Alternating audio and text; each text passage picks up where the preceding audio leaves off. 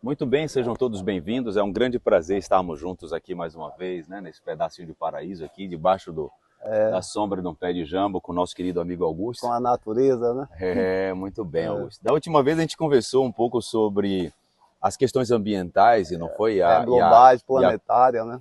A COP30, né, como foi que ela acabou desenrolando e os efeitos que provocou, sem muitos resultados. Você pode dar uma olhada aí no nosso histórico do nosso vídeo aí, das nossas postagens. Aproveita, já curte, compartilha e comenta, que aí vai reforçar e nos incentivar a continuar produzindo conteúdo de qualidade. Se inscreva no canal também, né? Se inscrevam no canal, para a gente poder trazer cada vez mais informações de qualidade, ligado no âmbito educacional, filosófico, geográfico, histórico, que é o nosso objetivo aqui, fazer com que você que é ouvinte, bem como nós, estamos buscando constantemente esse processo de evolução e desenvolvimento no conhecimento, né? Tanto pessoal como social, né, Augusto? Levar essa contribuição. Isso. Hoje nós temos um tema, Augusto, que a gente tinha conversado nas últimas oportunidades, que era sobre o socialismo, né? Você tinha me falado sobre as ambiguidades. E uma perspectiva que eu nunca tinha pensado antes sobre o socialismo, porque a gente vê muitas pessoas na internet falando como se tivessem propriedade, mas não tem. Como se dominassem o assunto e soubessem do que está falando. Raso. E é raso. E baseiam suas convicções em argumentos pouco fundamentados. Reproduzido, né? Isso. Tanto sobre o capitalismo quanto sobre o socialismo. E a maneira que você me conversou em particular numa outra oportunidade foi que era como se os dois não fossem rivais, né? Mas que eles são, na verdade, um processo que um complementa o outro. E um pare o outro, né? Eu queria que você explicasse um pouco mais sobre isso. Como é que você falou assim de parir, né? Fala de nascimento, que é que de um faz o outro nascer, né? Como é que quem nasce primeiro, o capitalismo ou o socialismo? Olha, Romeu, o capitalismo ele nasce primeiro, né? Lá na Revolução Industrial, com a qual nós falamos, ali nasce o capitalismo, né? Antes teve o pré-capitalismo, que foi as grandes navegações, né? A descoberta da América, da Ásia e da África. Ali era uma acumulação primitiva do capitalismo. Eles chamam a era do pré-capitalismo, que vai do século XIII, as grandes navegações, até o século XVIII e XIX, quando detona a Revolução Industrial. Ou seja, o pré-capitalismo, a acumulação primitiva, pariu a Revolução Industrial na Inglaterra, no século XVIII. Sim, né? Com o processo de desenvolvimento industrial. Né? Voltando, o filósofo Marx, ele falava que no processo, no desenvolvimento das forças produtivas, o capitalismo já traz um embrião de uma sociedade lá na frente, que ele pare, que essa sociedade é a sociedade socialista, como diz, o desenvolvimento das forças produtivas, ou seja, de um reino da necessidade para o reino da igualdade e um reino da bonança, que eu vou falar um pouco sobre a União Soviética, o que foi aquele momento ali, o que foi aquela revolução, como se deu, não só na União Soviética, em Cuba, na Albânia, em todo o leste europeu. Então, o sistema pare o outro, um processo dialético, ele não é automático. Por exemplo, o capitalismo desenvolveu as forças produtivas hoje em qualquer lugar do mundo. O Brasil... Que ainda perdura. Perdura. Por sinal, é o que tem feito a China se desenvolver de maneira rápida, né? Eu vou falar sobre a China um pouco e falar sobre a União Soviética, né? Então, Marx dizia que no decorrer do desenvolvimento das forças produtivas, da ciência e da tecnologia, o reino da necessidade, da escassez, desapareceria. Aí sim, está dado um momento histórico. As forças produtivas, ela pode até impedir a questão daquilo que move o capitalismo, que é o lucro. Hoje, no capitalismo, as crises são de excedente de produção, ou seja, você produz em escala global. E não tem quem consuma esse produto. Não tem. Então, Marx estava certo. Aí fica aquele desespero por venda, né? Por venda, tem as Black Friday da vida, fim de ano você... muitos eventos durante o ano de festa, justamente para estimular a venda, né? O comércio.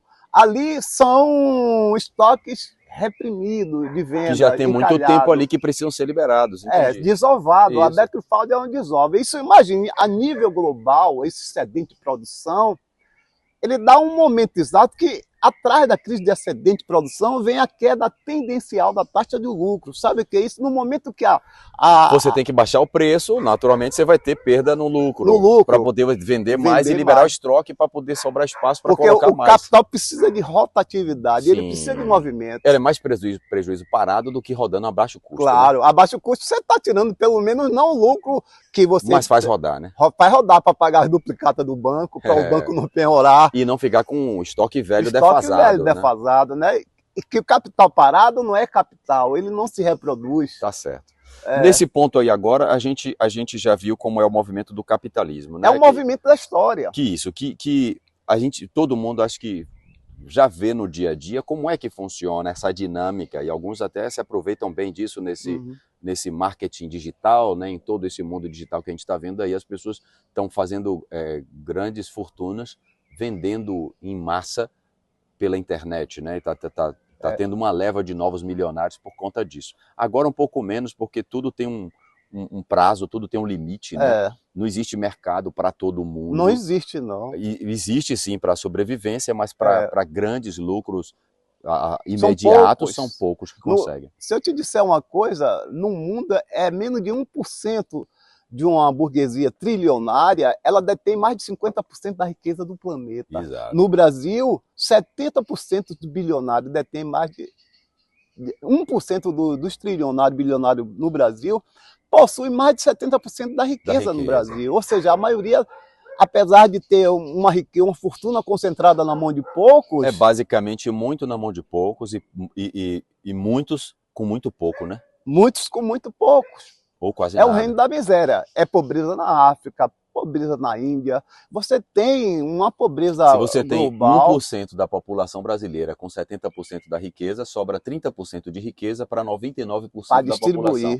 E são migalhas que vão ficar. Então, voltando ao capitalismo, o movimento da história, segundo o filósofo Karl Marx, é um movimento dinâmico das tensões, do processo das forças produtivas, o desenvolvimento da tecnologia, o desenvolvimento das forças produtivas, tal como Marx assinalou, é que geraria esse impasse no capitalismo, que é as crises. Tem as reformas, mas faz uma reforma hoje, amanhã cai dentro de uma outra crise. É o movimento da história. Eu queria ressaltar uma coisa com você antes de a gente avançar para o socialismo descrito por Karl Marx. É porque muito tem se falado sobre Karl Marx, inclusive sobre sua vida pessoal, né? Alguns coaches, alguns que se dizem educadores, falam de maneira muito negativa sobre Karl Marx e acaba vendendo uma imagem muito ruim. Com sentido de negar. Isso, mas assim, independente da vida pessoal dele, independente, assim como a gente não fica observando se um médico ele é um bom marido para saber se é um bom médico, né? Às vezes é um bom médico, pode não ser um bom marido, mas é um bom cientista. Então não importa se ele é um bom médico e vai cuidar do meu caso, não importa a vida pessoal dele, como ele faz, qual a crença dele, não importa. Mesmo que nós tenhamos nossas convicções e não concordemos com determinadas coisas. E a gente não precisa concordar com todo mundo em tudo, não é isso? Com certeza, Mas, olhando do ponto de vista da contribuição que Karl Marx fez, de maneira filosófica, como você está falando, né? Que ainda hoje é muito estudado e causa muito debate, tanto que o movimento dele foi tão forte que provocou um direcionamento de muitas nações, que é o que a gente vai falar agora. Então, o que a gente só quer esclarecer aqui para o ouvinte, para o telespectador aí, para não vincular essa imagem como se fôssemos defensor ou acusador de qualquer ideologia ou de qualquer lado. Claro, o que a gente vai fazer aqui é usar a ciência como o Marx utilizou a ciência, porque a ciência ela pode ser tendenciosa para quem tem ela, mas a ciência ela aponta algum caminho. Então, quando eu digo que o capitalismo não por força dos homens, mas por força do desenvolvimento das forças produtivas, vai parir lá adiante. Eu coloco esse nome sugestivo, parir, por quê? O capitalismo traz dentro do seu embrião uma nova sociedade. Nós temos que tem uma distribuição mais igualitária dos recursos, né? mais justa, que não é essa onde uma minoria detém 70% da riqueza e a maioria na miséria. Se a gente for fazer um levantamento histórico, a gente vai perceber assim, que enquanto estávamos na monarquia, toda a riqueza ficava com os monarcas. Concentrada, claro. Monarcas. E os plebeus, eles lutavam para sobreviver. Claro. E ainda tinham que pagar o imposto para sustentar a monarquia, não é isso? Quando surge o capitalismo, você dá a oportunidade do plebeu se tornar agora um burguês. E aliás, você tocou lá na monarquia, o que acabou com o feudalismo, a monarquia absoluta, foi o excedente de produção, por incrível que pareça também, porque aquela sociedade é uma sociedade tributária, era uma sociedade, vamos dizer, a servidão coletiva, detentor da propriedade eram os monarcas, eram os czares, e no momento que o desenvolvimento das forças produtivas excede, ou seja, já não ímpeto, né? Ganha ímpeto, já não é mais a condição de subsistência. A autoridade não estava mais sobre os monarcas, né? Porque eles não eram detentores da riqueza, né? E na verdade a economia subsistência na Idade Média ela foi aumentando, as terras aráveis, a tecnologia aumentando, e sobrou um excedente. Quando sobra esse excedente, as grandes feiras lá na Europa, dos Países Baixos, surge daí, do excedente dentro do castelo para vender. A moeda surge nesse momento aí, historicamente, um pouco antes do capitalismo. Certo. Né? Então, o feudalismo produziu o capitalismo. Então você está dizendo assim que, naturalmente, como acontece em qualquer processo evolutivo de desenvolvimento da sociedade humana, um sistema acaba dando origem a outro.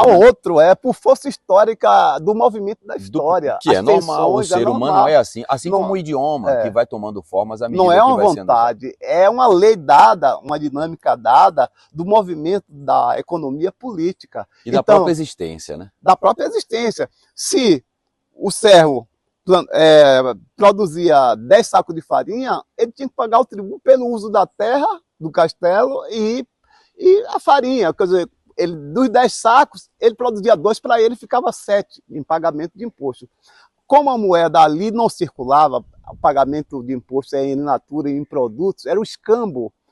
Quando sobra um excedente enorme, aí vai escoar a produção para as cidades. O burgos, quem pague, porque ali no castelo ninguém ia... Que aí ele comprava e revendia pelo preço que tirasse lucro. E o escambo cai no momento que você tem um excedente de produção, você produz mais do que a necessidade. Aí você dá origem ao capitalismo. Aí dá origem, as feiras livres na Europa, aí surge a moeda, os banqueiros. E aí quem é pobre pode ficar rico. Que é o que acontece aliás, hoje. Foi um detonador da queda do sistema feudal, foi o excedente de produção, quando ele é jogado fora do castelo. Enquanto estava no castelo... Era consumido ali, autossubsistência. No momento que sobra... Alguém precisa comprar, alguém precisa consumir. No início, os servos iam vender e não voltava. Ficava com o dinheiro da mercadoria e por lá ficava. Porque não foi vendido dentro do próprio reinado. Às vezes era vendido em outro lugar, não tinha quem pagar tributo. Né? Ele ia vender a mercadoria em dinheiro e não voltava mais. O outro fator foi a fuga em massa de servos lá para a cidade. Os burgos, o nome burgos vem em burguesia, porque era o nascimento da cidade aí. Porque na Idade Média houve o desaparecimento da cidade na queda do Império Romano do Ocidente, e com o desaparecimento da cidade rural, a sociedade feudal. Sim, sim. Mas o ressurgimento das cidades na Europa faz com que ressurja o sistema financeiro, o escambo ele desaparece também para a troca monetária, né? Aí você vê que o sistema feudal pariu o capitalismo, e o capitalismo vai parir uma outra sociedade. Pronto, agora é o nosso ponto. Como é que o capitalismo dá origem agora ao socialismo? Porque algumas pessoas têm uma resistência muito grande e acham que o socialismo é o contraponto do capitalismo, sendo que, na verdade, pelo que você está explicando, não é. Ele é uma continuação, ele é uma consequência natural do capitalismo, é o socialismo. O desenvolvimento